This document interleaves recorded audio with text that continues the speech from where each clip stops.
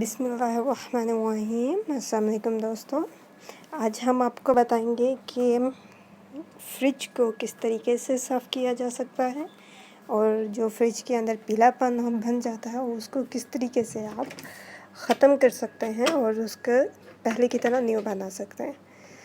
Fridge को साफ़ करने के लिए आप सबसे पहले साबुन को नीम गर्म पानी में मिलाइए और उसके अंदर नींबू का रस और थोड़ा सा नमक डालकर मिक्स कर लें। जब वो अच्छी तरह मिक्स हो जाए तो आप उसके साथ फ्रिज को अंदर से धो सकते हैं, वॉश कर सकते हैं।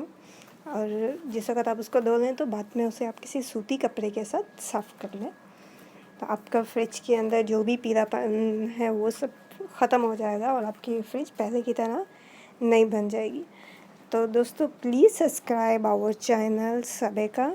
मज़ीद घरेलू टोटके जानने के लिए देखते रहिए हमारा चैनल, विज़िट करते रहिए सबेका। अल्लाह हाफिज़।